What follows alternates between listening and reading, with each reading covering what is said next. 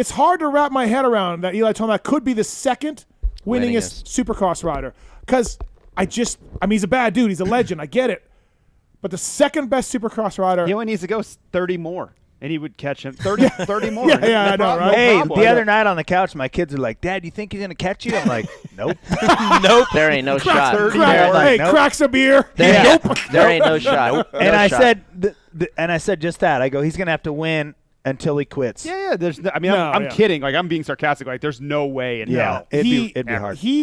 Well, I'll start with you, Jeremy. It's amazing. I mean, and there's the internet people are like, oh, the Cowie. Don't give me that, because Anderson looks great on the Cowie, and those guys are awesome at Cowie, so they know what they're doing.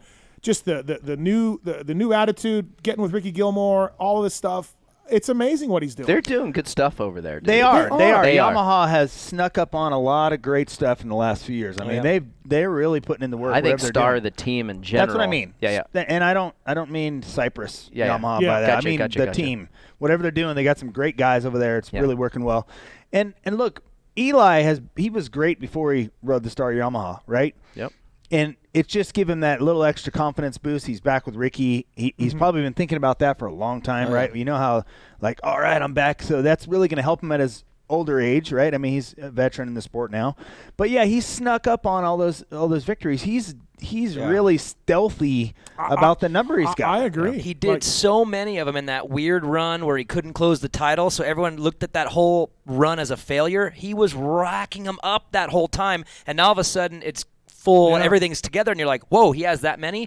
But how many years were we all like, is he going to get this title? He just won 10 of them. He won 10 of them. He won 10. Like, he went through a little run there and just stacked them. But, when you think of Supercross racers, obviously Jeremy and Ricky's got all the wins, and you look at Stu, amazing, right? Stu did things no one else did, and Chad was such a bad dude for so long.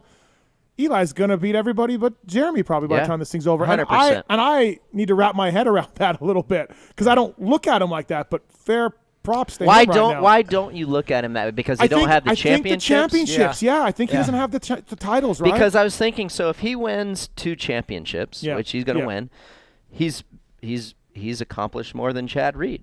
Chad's got 2. Chad's got 2. I know, no. But if he wins and more wins, so does that mean then he should have more horsepower, and you should think of him higher than? But I look at Reed beating you and Stu when you guys were at your peak. He was able to do that, 100%. And I'm just like, But hold on, I think the one factor there. I'm with you. I understand what you're saying, because it's kind of like, man, right. So what I really weigh heavily is, can I look back? Okay, whether it was either of you two is a no-brainer. Villapoto from 11, 12, 13, 14. Was there a time, an extended period of time, I'm not talking about 6 months or even one season, where that guy was the best guy on the planet, no questions asked, anybody wants to talk to him, I'm going to say shut him down immediately, right? You can say that for a lot of guys. Tomac, at times, right? At times. But it wasn't like he went 18, 19, 20, 21 of like, nobody can touch him, right? Webb wins in 19 and then 21, and Tomac's pretty good, but wasn't able to consistently be unquestionably the best guy. To me, that carries a lot of weight, and that's to me why I don't. It's sneaky. But in 10 years, you're going to see him second. I understand, and that's why I think that's where the disconnect is. Why we're not like, that's you don't have to think about it. For me, it's because. That undeniable dominance. Yes. Like Jeremy was like, he's the best guy in the world, no questions asked. RC, best guy in the world, no questions asked. Villapoto, those years. It was that feeling. There was nobody even. Timmy, best guy in the world. Yeah. But for me, Tomac, it wasn't, right? On he that was day. Great. But then he, like if he had made good on the 17 title, the 18 title, if he had won those when he was arguably the best guy, right? If he closes 17 with Dunge and then wins the Anderson year in 18 with all those wins, then this isn't shocking when we're talking this way. It's the fact that those came up short that makes you think that was a bad run for him, when really, again, he was on paper, he was putting them all together. And now he's got that. 2020 was incredible, and this year's incredible. A couple more of those, and this isn't even, we're not debating this at all. Well, let me ask you this then. Do you feel the same way about Ryan Dungey? No. Why? I don't know. 15 and 16 for me, he was the best guy. Yeah, he was the absolutely. best guy. No question. Better than Villapoto? Well, Villapoto's gone. I know. So that's why I'm asking you. But he's like, still. It's like you said, I'm saying, like, okay, when Dunge and Villapoto raced, Villapoto beat him. And so I'm like, 100%. Even outdoors, even when Villapoto stayed healthy outdoors, he won the 2 years that Dunge raced. So that's what I'm saying. Like, he didn't beat Villo straight up taking it down to the wire. Yeah. And so, and I'm not. He's had an amazing career, but I feel like Eli is in that same kind of category. But I don't hold Dungey in the same regard that I do you or even Stu I don't. Like Dungey's amazing. You look at he's a great athlete. Stats are incredible. Incredible. Mm-hmm. But I don't think of him the same way.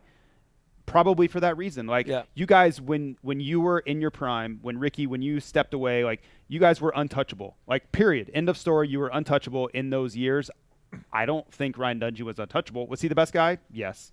Was he untouchable? No. Is it because he did it in a different way where these guys had runs of pure domination and Dungey, like you said, had those 2 years, but for the most part, he won differently. All his titles came like he suffocated the competition over the course of a season. He didn't go and just run the table all the time like all these other names did. And you can make the argument that if, just like Ricky's saying, if Villo stays, we don't know what happens in 15 and 16. Right. But I would also say for Tomac, to bring it back, if these two are racing in 17, 18, 19, 20, they don't let Anderson those things win. happen. They don't let Dungey win. Or Webb, they probably. seal it. Yeah. Like they finished that deal where Tomac didn't get it done then. Yeah. Also, he's going to break your record for oldest Supercross champion ever. Is he? Yeah. Really? How old were you in your last title? 28. 28. Yep. Were you really? Yeah. And he's going to be I didn't realize 29. So he's going to be the oldest Supercross champion ever.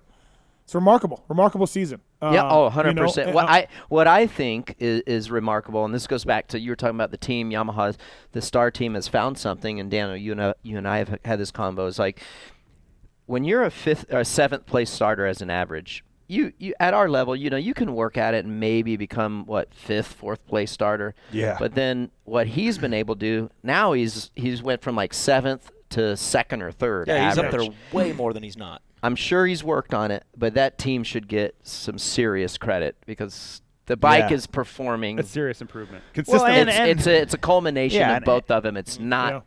That's like the credit is across the board. As a whole package, he's clicked it in his mind also. Like, okay, I believe I can do it with this. I mean, I do have to say, look, to give him credit, and I think all the stuff you guys said about the series and kind of being this way, but this year, the speed he's going, it looks so much more in control. Yeah. Like this year is going to be able to finish, even if let's say he called it, this would put a stamp on it like boom. Yeah. This year was like his baddest year, and he looks so comfortable at speed. Those little mistakes that we used to see out of him, we don't see those. No. He's riding through He's that never stuff had super moments. easy. He's never had moments. Where the Cowie years, he would have a crash and he would slow get up and get his or bike roll around in 6th one night. Dude, roll around in 6th like, dude, what happened? Right. You murdered these guys last week. Now you got freaking 6th. And I think it was here. And then we've had some of the greatest races we've ever seen from him. He came from 15th. Yeah. Gosh, he used to get so frustrated. Yeah. I'm like, what is happening? You can't explain it. Because you know yourself. Yeah. You know yourself. You're Look, like, every Saturday night, you're not going to settle for 6th. No.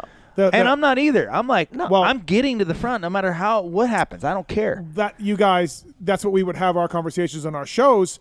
Like, I don't understand because when you look at Villapoto and Dungey and McGrath and Carmichael and Chad Reed and James, like they don't have these weirdo rides that Eli Tomac had. Like you just don't do that. You're not an all-timer. Like either one of you could fall in the first turn. You're getting on a podium. Like you're figuring it out, right? Yeah. Same with those other guys. And Eli would be like, nope, I got 12th.